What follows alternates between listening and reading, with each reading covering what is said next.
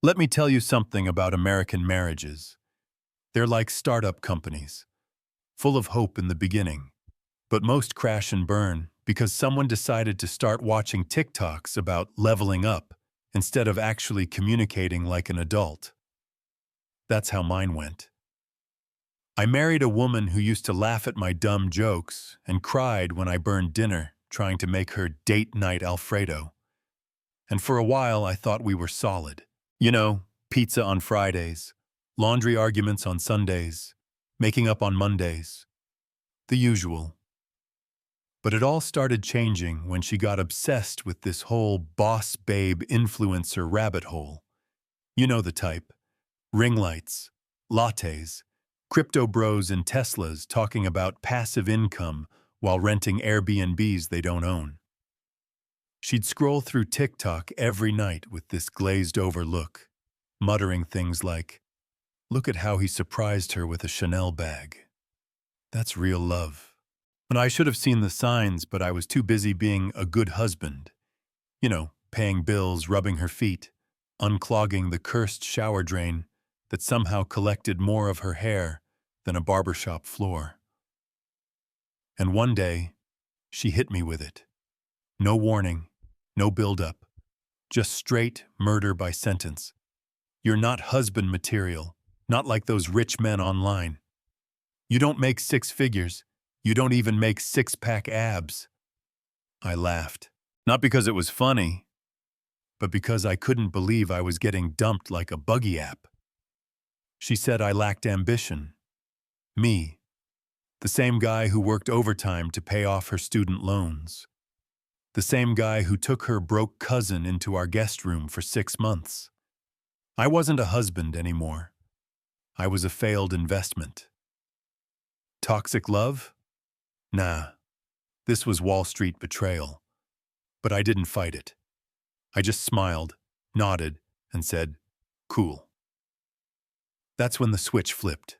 I stopped reacting like a heartbroken husband and started thinking like a man in a revenge thriller. If she wanted war, I'd give her one. Quietly, strategically, like a Netflix villain with a secret folder labeled Plan B. And the best part? She didn't see it coming. Because betrayal is best served lukewarm, with a dash of legal paperwork. So here's what I did. I started documenting everything, every transaction, every time she borrowed money from our joint account to buy followers, every message I accidentally saw on her laptop about meeting up with someone named Jetson, who apparently owned a Lambo but couldn't spell "there" correctly. I became a ghost in my own house, watching her spiral deeper into fantasy while I laid down the legal landmines. I wasn't going to scream, cry, or beg. I was going to expose the whole damn theater. Parody level, Truman Show meets Judge Judy, but let me tell you, the best twist, she thought she was the main character. She started parading around the house like she was prepping for her own reality show, talking to me like I was the assistant who forgot her oat milk, telling her friends, "I'm gonna take him for everything. He's too nice. Easy target." And I'd just sit there, eating my cereal like a monk, nodding like, "Yes, Your Majesty." But this wasn't just a divorce. This was psychological chess. Every move she made, I mirrored. She got a lawyer? I got one better. She started hiding assets? I knew where they were. She deleted texts? I had them saved in triplicate. I wasn't playing fair. I was playing smart. And all the while, I kept smiling. Because the real win isn't about making more money. It's about knowing what game you're in. So while she thought she was leveling up to influencer status, I was crafting the opening chapter of what I now call Revenge of the Undeserving Husband. And the court date? Oh, you better believe that was going to be a season finale. But that's for later. For now, let's rewind and ask, what kind of love turns this toxic? What makes someone throw away a marriage over Wi-Fi-fueled illusions? You'd be surprised how many people are living in a fantasy built by filters and fake Rolexes. but I was done playing the part of the supportive sidekick. This was my story now. And in my story, the nice guy doesn't finish last. He finishes in court, with receipts. Let's just say, after she dropped that "you're not husband" material line, our house turned into an Airbnb of awkward silence. Except nobody was paying rent, and the host was clearly hostile. She'd walk around with this air of superiority, like she was already the CEO of a luxury skincare brand that hadn't launched yet. I wasn't even a person anymore. I was a placeholder, a walking reminder of her pre-glow-up phase, like I was the before picture in a success story she hadn't written. And then came the arguments. Not loud. Worse, passive-aggressive. The kind of fights where no one raises their voice but every word is a landmine. Her. It's not about money, it's about mindset. Me. You mean the mindset where you spend $300 on crystals because some TikTok healer said Mercury's in retrograde? Her. Exactly. You don't get it. You're stuck in survival mode. I'm trying to elevate. And me, you're elevating into debt. She started quoting podcasts like scripture. Andrew Tate said, "That's where I blacked out for self-preservation. If your wife starts quoting alpha bros with Bugattis, just know your marriage is in hospice care." But here's the kicker. She wasn't just watching rich guys online. She was DMing them. One night, I heard her laughing in the other room. Not the cute laugh I used to know. This one was fake, filtered. "Ha ha ha, you have followers" kind of laugh. I peeked. She was FaceTiming with some dude who looked like he sold NFTs to children. His name was Jetson. Jet. Son. I can't make this up. And what did she do when I confronted her? She hit me with the classic, "It's not cheating if nothing physical happened." Right.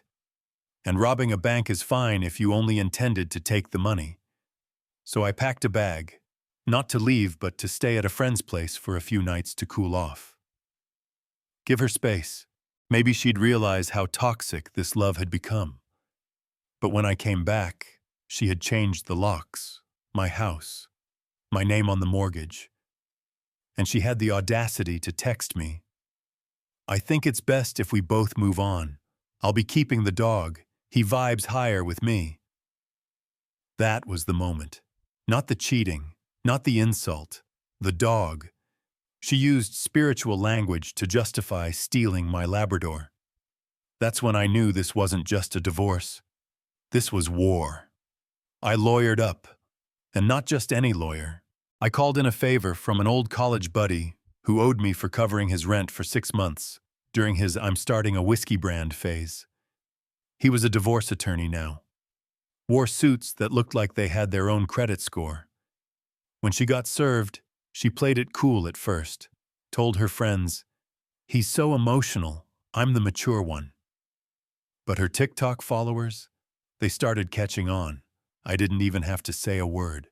She posted one too many single girl era videos while still married, and boom, people started digging. Reddit threads, DMs. A mini conspiracy theory was born. Was she using the divorce for clout? Was Jetson even real?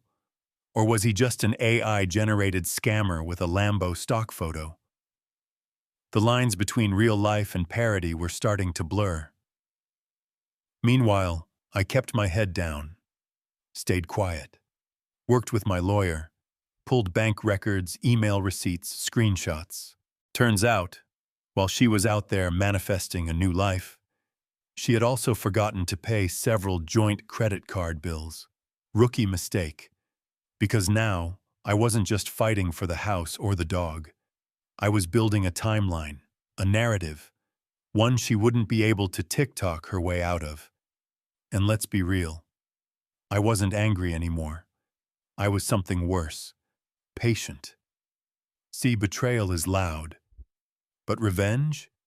Revenge is quiet, smooth, polished, like a lawyer sliding a folder across a table in front of a judge.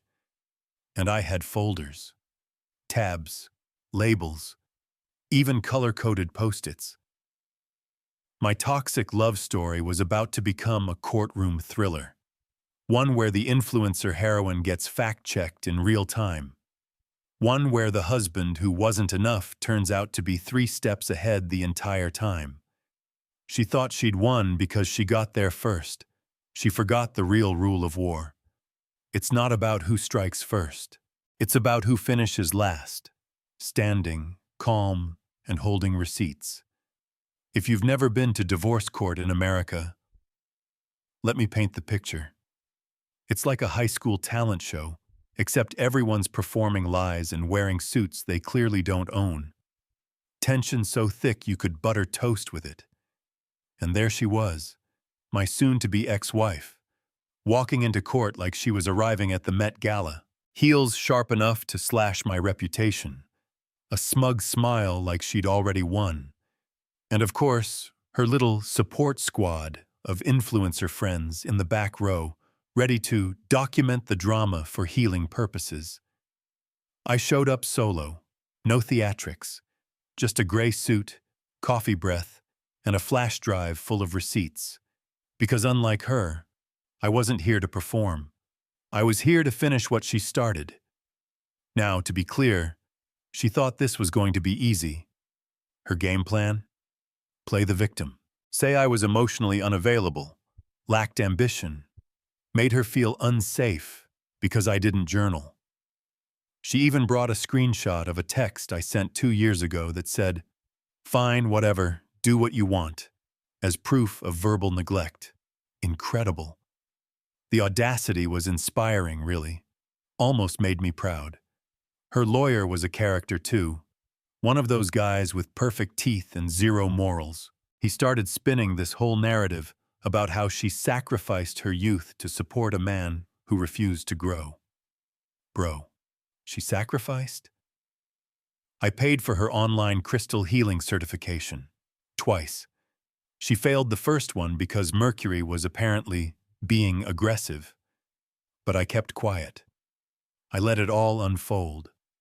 I watched the judge scribble notes while she teared up on cue, dabbing the corner of her eyes like she was auditioning for a Hulu docuseries called Love, Lies, and Lululemon. Then it was my turn. I didn't cry. I didn't plead. I opened my laptop, took a deep breath, and projected my screen onto the courtroom TV. Exhibit A, a spreadsheet. Clean, detailed, brutal. Every purchase from our joint account with her name next to it. Crypto scams, fake followers. Manifestation retreats in Sedona. A $500 business mastermind course taught by a guy who once got arrested for pretending to be Tony Robbins' cousin. Gasps. Even the bailiff raised an eyebrow. Then came the screenshots. Texts from Jetson, Mr. Digital Alpha himself, promising her a new life, telling her to ditch the broke loser and invest in her higher self. The judge actually paused and asked, "Who is Jetson?" Her face? Priceless. Like someone had unplugged her ring light midstream. But I wasn't done. I brought up the phone records, bank transfers, her secret second account labeled Freedom Fund, the cherry on top. She had accidentally linked that account to my Amazon account months ago, so I had receipts for everything. Her purchases, her login info, her little Jetson date night reservations at overpriced steakhouses. It was like watching a house of cards collapse in slow motion. Except instead of cards, it was her curated persona. And that's when she broke. Right there in court. She stood up, yelling, "He's manipulating everything! This is emotional abuse!" But the judge wasn't buying it. Neither was the gallery, now full of strangers who just came to renew their faith in karma. Her lawyer tried to pivot, said I was spiteful, that this was a revenge campaign by a bitter man who couldn't handle a strong woman evolving past him. I smiled. If by evolving you mean DMing influencers while married, then sure. Evolution. But here's where it gets good. The judge ruled in my favor. Said I'd proven misuse of funds, lack of transparency, and manipulation. She lost the house, half the assets, and the dog. Justice. Delivered. You could hear the influencer squad deflate in unison. But the best part wasn't winning.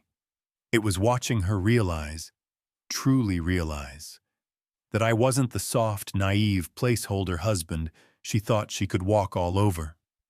I was the man who stayed quiet, watched, and then built a case stronger than her delusions. They say court isn't about justice. It's about what you can prove. Well, guess what? I had the proof, and I brought the popcorn.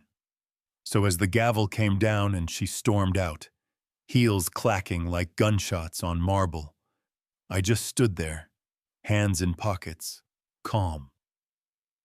The war was over, and while she went home to re-edit her life for the internet, I walked out with one thing she could never reclaim: the truth. Revenge stories usually end in court. The judge makes their decision, the villain walks away defeated, and the hero rides off into the sunset. Cue the credits, fade to black, everyone claps. But real life? Oh no. Real life drags you through the after-party. A week after the ruling, she tried to save face online, posted a video in her car. You know the one, messy bun, oversized sunglasses, fake sniffles, captioned, "Sometimes letting go is growth. I wish him healing." Girl, you weren't letting go.